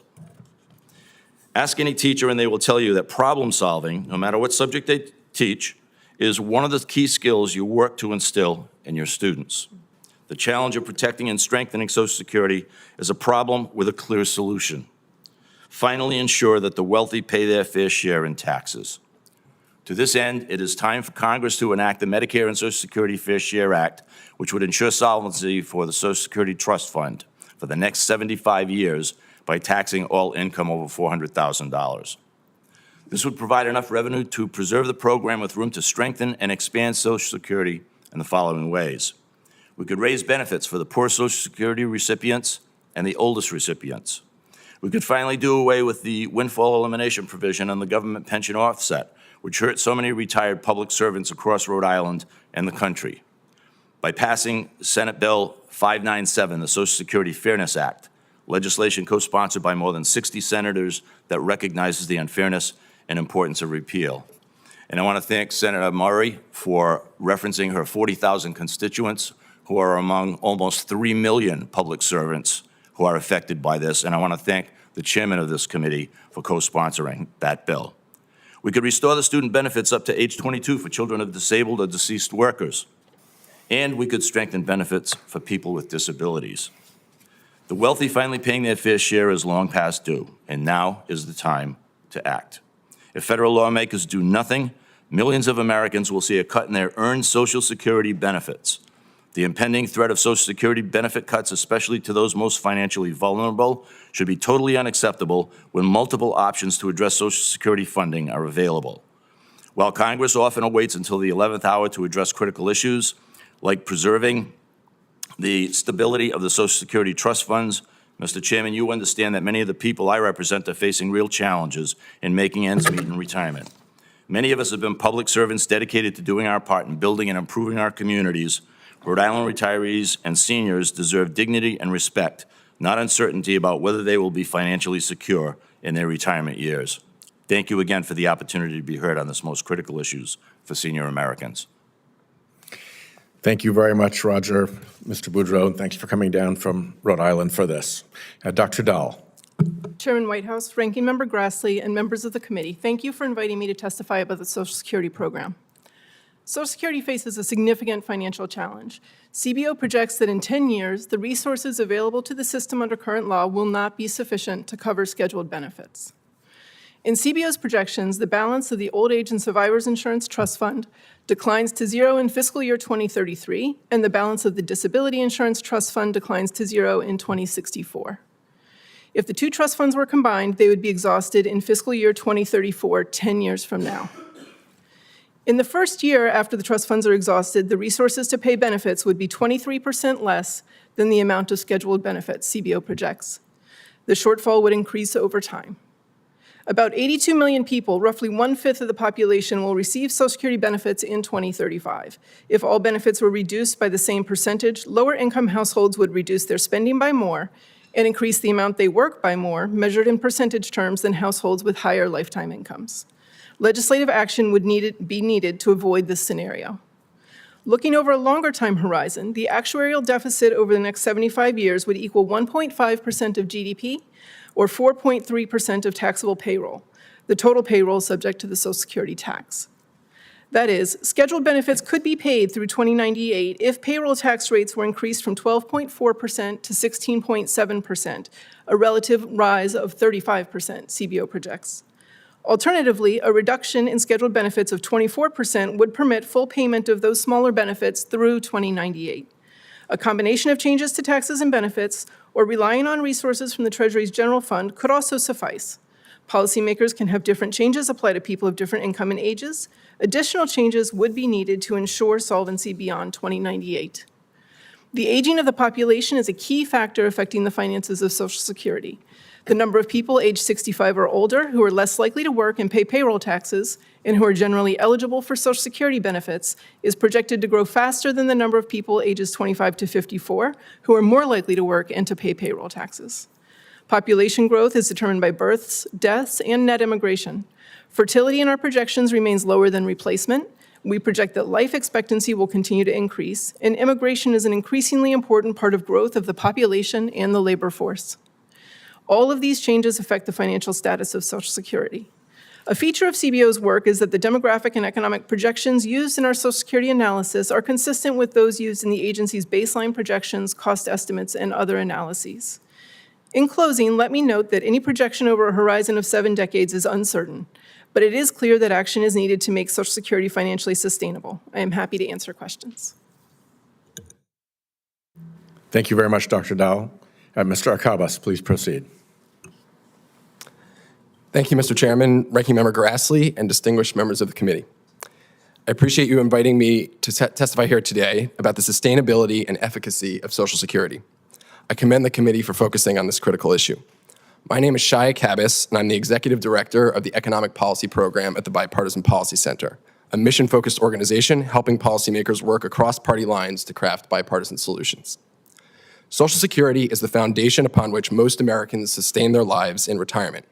For generations, it has paid out benefits to people with disabilities, older people, and their family members, lifting millions of households out of poverty and providing essential financial support. But today, the program faces a serious challenge, and it's one that we have known about for many years. For several decades, Social Security took in more income, mainly through payroll taxes, than it paid out in benefits, building up a large surplus in its primary trust fund, the one for old age and survivors insurance. That dynamic has now flipped. Benefit payments are outpacing payroll tax revenues, depleting the trust fund balance. Each year, that gap grows wider. And here's the bottom line. Unless Congress acts, the OASI trust fund is heading for depletion in less than a decade, in 2033, according to the latest projections. At that point, approximately 70 million beneficiaries would have their benefits cut by 21%. Let me repeat, we are only 9 years away from every single Social Security OASI recipient facing an indiscriminate benefit cut. For the median beneficiary, it would reduce their annual income by about $4,500. The American people are rightly concerned about that possibility. As much as any of us can sit here and tell them that that cut won't actually happen, it's what the law says. Given this looming crisis, it's astonishing that we barely hear Social Security discussed at all in the 2024 campaign. When the issue is raised, it's usually either in the context of proposals that would worsen the financial shortfall or pledges to change nothing. These pronouncements from both sides of the aisle that we must protect Social Security from any reforms obscure a hard truth. A vote for the status quo is a vote to cut benefits for every single beneficiary starting in less than 10 years. With all that said, my goal today is to inject optimism into this committee's work because we at the Bipartisan Policy Center know that Social Security's financial challenge can be overcome. Before quickly outlining possible solutions, there are 2 principles that should guide any reforms to the program. First, acting as soon as possible is paramount. The longer Congress waits to strengthen Social Security's finances, the more drastic the changes will have to be, and the more burden will fall upon those who play little or no role in generating the imbalance facing the program today. The lack of action by policymakers is unfair to the millions of Americans who are trying to plan for their retirement. Second, any legislative action must garner significant bipartisan support.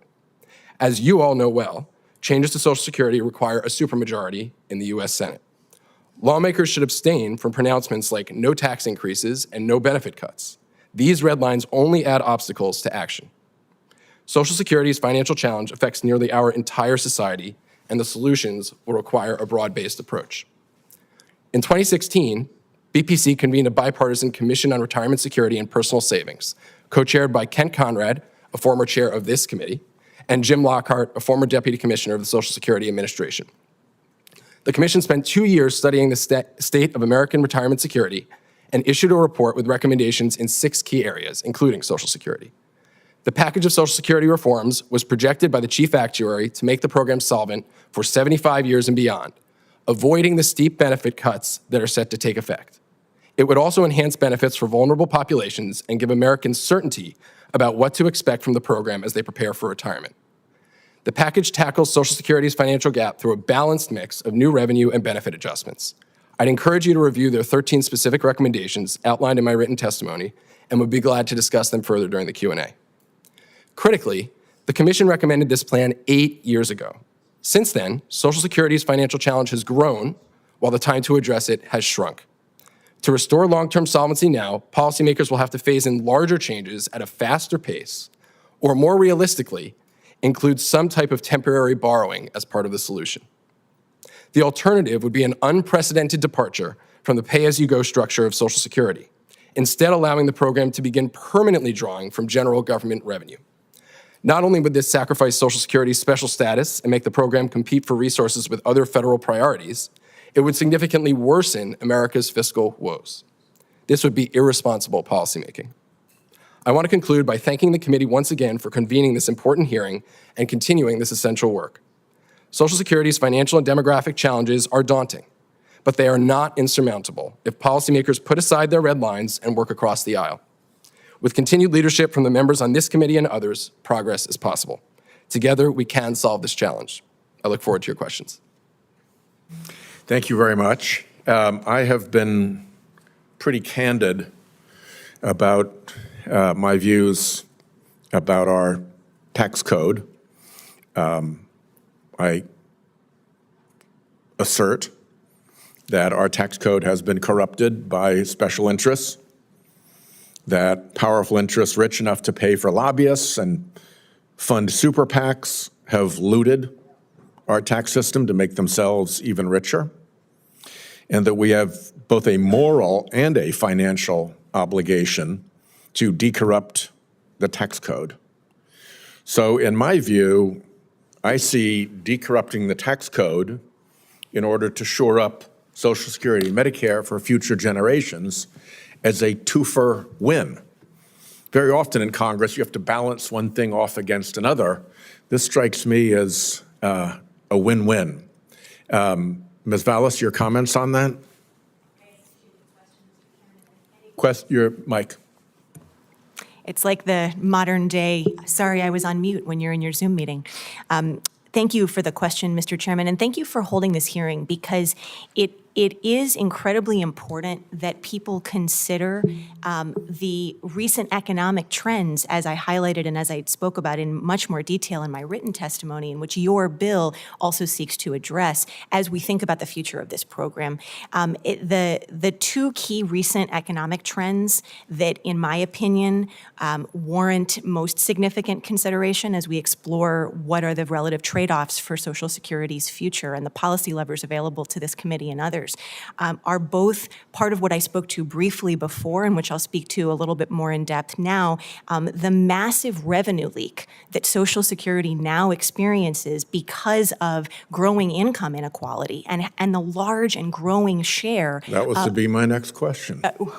So let's focus for now on what the downside is of having people basically have to pay what they should and claw back from big special interests all the exemptions that they've garnered for themselves in the tax code. Well, I personally don't see a downside, Mr. Chairman. Well, you and I agree on that then. So let's move on to income inequality. We have basically three tranches of income. You got from 0 to 168,000 on which you pay Social Security. You've got from 168 to 400,000, which is the band that President Biden has promised not to raise taxes in. And then you have 400,000 to income infinity and beyond. And what we have seen is a larger and larger proportion of the total personal income of Americans move out of 0 to 168 and into 168 up to infinity and beyond. And as that has happened, the share of total American personal income that supports Social Security has diminished as more and more and more of the wealth and income of America has been diverted to wealthier and wealthier individuals and corporations. Is that a pretty fair summary of the problem here? It's a terrific summary, Mr. Chairman, and it's a subject that has been a topic of some of my research over the years because it has concerned me as well. Don't just take my word for it. If you were to ask the chief actuary of Social Security, Steve Goss, if he were sitting here, would tell you that that is the number one reason, as we heard from Commissioner O'Malley earlier, that we are now seeing reserve depletion projected to take place much earlier than was anticipated in 1983, the last time that Congress took significant action to change Social Security. They thought they were adding 75 years at the time. And the reason that one of the core reasons, in addition to declining fertility rates and others, but one of the core reasons that that has not happened and that now we're having a conversation about 2035 instead is because, frankly, we have more and more high earners who are seeing less and less of their earnings captured by that payroll tax cap as it slipped. So I refer to this as a revenue leak, and it's something that warrants serious consideration by this committee. Mr. Boudreau, we often think of Social Security as a program for seniors. And obviously, it's an important lifeline for a great many seniors, particularly a great many seniors in Rhode Island. At the same time, young families who are planning their future have a question in their minds today about whether Social Security and Medicare will actually be there for them. And I'd love to hear your personal experience, what it would mean to young members of unions, for instance, and the people who you talk with about retirement issues, if young families could just cross right off their worries list, Social Security and Medicare might not be there for me. What is the benefit to a young family of knowing that Social Security and Medicare will be there for them, secure and sound? Thank you for the question, Mr. Chairman. I have a granddaughter who just graduated from college last June. My daughter and her husband are in their 50s. They're a little ways from retirement, but I know that Social Security is a significant part of their expectations for their future, as well as for the future of their daughter and my granddaughter. It's a tremendous burden and worry, particularly for young people like my granddaughter, who with her friends and colleagues are concerned about that very question, whether Social Security will be there for them when they get to retirement age. Many of them don't believe that it will. And there's a reason for that. And it's been expressed here today extensively. But that reason has an answer. And the answer is the bill that we're talking about. They should not have to worry about whether or not Social Security will be there for them when they reach retirement age. This country made a promise to its citizens, and it needs to keep it to all of them. Senator Johnson, and then Senator Braun, and then we will conclude because we have a vote coming up. So what I attempted to do in my first line of questioning was just lay out the basic design and concept of Social Security, which was, again, a forced retirement savings plan to provide for that individual's retirement where the federal government was going to take the money, wisely invest it so that money was available. I completely disagree in terms of the reason for the problem now.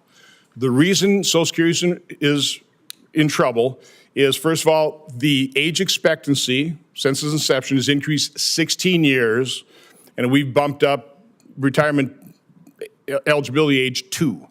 The other reason is that when originally designed, it was more than 30 workers to one beneficiary. Now we're down to 2.68, okay? The other problem is we didn't save that money. That money was spent, it's gone. It wasn't invested in assets that have value to the federal government. is invested in government bonds, which again has value to somebody outside the government, to the federal government. It has no value. I mean, trustees give that bond to the federal government, and the federal government has to go issue another bond. So those are the three main reasons. And again, what I find galling about the solution is make the wealthy pay their fair share. The downside of that is you harm economic growth, which is literally the number one component of a solution. We need to grow our economy so we can pay for all of this. We're $35 trillion in debt. The solution needs to be look at all of this in total. I completely agree. I think our tax code is a mess. It's complex. It's not rational. I would love to simplify and rationalize our tax code and start acknowledging the fact that Social Security was grotesquely mismanaged over the decades. Again, this was obvious. As life, again, it's a program that works when there are 30 workers to 1, when the retirement age is set 3 to 4 years higher than life expectancy. Again, that's a pay-as-you-go system that's going to work. And then unfortunately, the government deceived the American public thinking, oh, just get to 65 and you're going to be taken care of by Social Security. It was never enough to retire on. So again, we kind of deluded the public here. So now we're set in this time and place, and trust me, Social Security benefits is not enough to retire on. We've got a real problem here, but we're not looking realistically at what caused the problem, so we're not going to be looking at realistic solutions. So again, just raising taxes on a federal level up to 57%, tack on state, tack on property taxes, you're going to create such a huge disincentive to work that will harm economic growth. That's my whole point here. Again, did you want to comment on this? I'm going to mispronounce your name, so. Sure, Senator, thank you. As you point out, I believe there are a variety of factors that have led us to the place where we are today, which is a very difficult financial situation. And for that reason, I think we need to look at a comprehensive solution. We can't point to any one piece. I certainly think that we need to bring more revenue into the system because we're not going to be able to solve it based on benefit adjustments alone. But at the same time, we have broader fiscal challenges, as you talked about, as we all know, as a country, and we're going to need a lot of revenue to fix those broader financial challenges. So we cannot just rely on revenue to fix the Social Security challenge that we're facing today.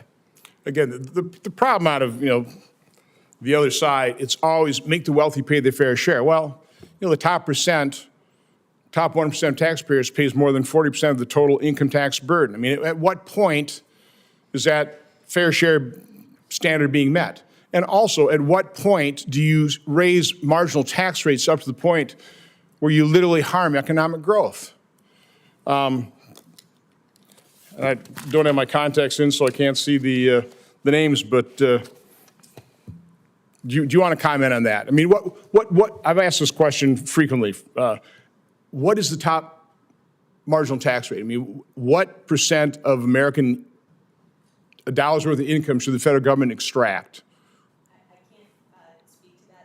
Academy.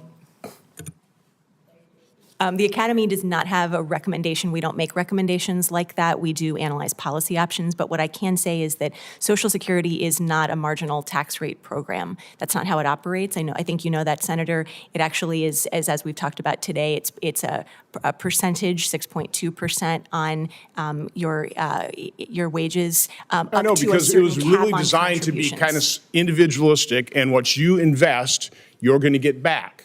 Mm-hmm. And that's not what this design move would be. This would literally turn at least a good chunk of Social Security into more of a general welfare program, as opposed to you pay in and then you're going to get out your savings plus some kind of investment amount. Again, what they invested in, U.S. government bonds don't have value to the U.S. government. It's a pretty low return investment as well. By the way, I did a spreadsheet a number of years ago. Had we actually taken that surplus, put it into, and I know Dow Jones index funds didn't exist at the time, back then, analysis showed $7 to $8 trillion in hard assets the federal government could actually tap into to pay benefits, but they didn't do that. Mm-hmm. Again, they spent the money. Again, so many people won't admit that. They won't admit the mismanagement over the decades, but that's why we're in this pickle. We didn't have to be in this pickle if you would have managed this just halfway effectively. But I think I made my point. Well, Senator, appreciate the question, and if I could, I think one other thing that is worth naming is that you've mentioned several times now that life expectancy has increased, and that is not true across the board. It is true for people of higher incomes, but for people of lower incomes, and particularly people of color and others. I'm quoting national averages. It's indisputable, 61 up to 78 almost. Okay, 16 years. Yeah, I realize, every individual is different, but on average, life expectancy has grown dramatically. Number of workers per beneficiary has declined dramatically. That's the main problem. And policymakers, members of Congress ignored it for decades because it's a tough issue. And it is incredibly valuable to look at averages for certain things, but I just again urge this committee and policymakers generally to be aware of the disparities in who has actually seen gains from those life expectancy increases and who has not, given the significant hardship that would be experienced by lower income workers if we further And I would raise the warn you, retirement. trying to raise marginal tax rates to the extent you want to is going to really harm economic growth, which is really going to blow the program up. Senator Braun. I've been here 5.5 years, and this is called the Budget Committee. I'd like to point out that we have not done a budget in 2.5 decades that we've adhered to. That's the last time we actually balanced a budget. You'd have to go into the late 1990s. The other thing I'd like to point out is that when it comes to whatever we do to save Social Security, we've known it actuarially for decades. And my bet is that with the decade that we've got yet to actually do something about it, I'm not sure where I'd go on the over and under in terms of being done in time. We've never raised more than 18% of our GDP in federal revenues, other than 1 or 2 years back then. That's when the federal government was about 20% of our GDP, which it's never been more than that other than in a time of war. We're now so bloated, it's roughly 25% of our GDP. What that means in the real world, you can't get by with it anywhere else. You'd go to a line of credit. This is the only place where it gets renewed regardless of your results. And in the 5.5 years, that's gone from borrowing $1 trillion once a year to now every 6 months. It's called the modern monetary theory, which is borrow it from your kids and grandkids. That is a bad business plan. And until we get back on track, a program like Social Security that's got strong bipartisan support, the ultimate is to take it out of a general fund. I wonder what the heck that's going to look like in 10 years. And I wonder if it'll be available. I want to focus on an inequity within the system. It's called the WEP GPO penalty. This hearing is about Social Security's fiscal health and fairness. I support a bill out there called the Social Security Fairness Act to fix the penalty under the windfall elimination provision, WEP, and government pension offset, GPO, because they overlook non-covered work. Mr. Acabas, I'd like to ask you this. Can you explain this over-adjustment made back in the 80s? How can a Hoosier law enforcement officer who spent some of his career or her career paying Social Security taxes end up with lower benefits than someone with the same lifetime earnings? And give us a little history on why that occurred in the first place. Sure. Thank you, Senator, for the question. And I would argue that the windfall elimination provision, the WEP, is one of the most understood portions of the Social Security program, and it has Understood or misunderstood? Most misunderstood, Okay. least well understood, yes. Yeah. And it was conceived of back in the 1980s as part of that reform that was alluded to earlier in the hearing. And the purpose was to ensure that individuals who work outside of the covered earning system, which is primarily in state and local governments, are receiving Social Security benefits that are equitable to their peers that are working their entire careers in covered earnings. And by equitable, I mean Social Security has a progressive benefit formula where it replaces higher percentages of earnings for lower income individuals. And because of the way uncovered earnings and covered earnings work, some of that progressivity is undone by the standard benefit formula. So the WEP tries to correct for that. The problem is that it's an inexact correction, and most importantly, nobody understands how it works. We have much better data today than we did back in the 1980s, and so there are better ways that we can do this. We at the Bipartisan Policy Center are supportive of a replacement for the windfall elimination provision that would be much more equitable to people who serve in both covered and uncovered employment. It would basically take a proportion of their benefits that is equal to the amount that they served in covered employment. And as we're discussing the overall fairness and kind of soundness of the system, it'd be your opinion that this inequity needs to be fixed?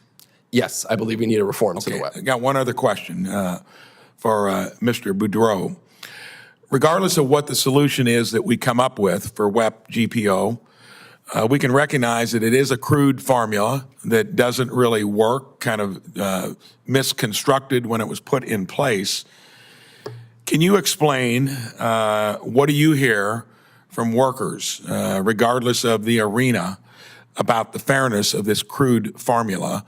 And is it time to fix this now that we're looking at the overall health of the system primarily? What about this? Thank you for your question, Senator. Clearly, this is an unfairness. I can tell you from a number of my conversations with members of a national task force to repeal the WEP GPO, of which I was a founding member in May of 2020. We've been working on legislation to repeal both in the last Congress and in the current Congress session. And I'm going to give you one example of how crudely unfair this is. We have members of the task force, one in particular who happens to be a retiree living in Connecticut, whose husband passed away, and his Social Security, because she receives a state public pension, disappeared.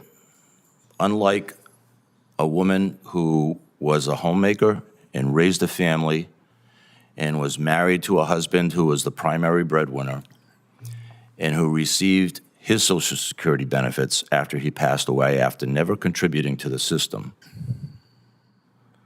This individual, because she worked in non-covered employment as a school teacher, lost her husband's Social Security after he passed as a partial income that sustained their life together.